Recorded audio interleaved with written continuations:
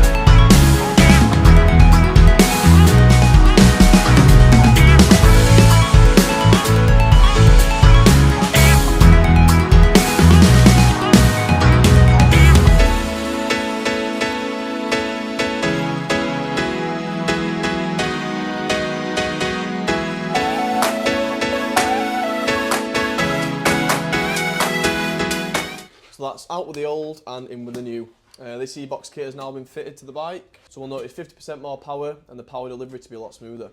If you'd like your EBOX upgrading or you'd like to buy the kit from us, then please get in touch.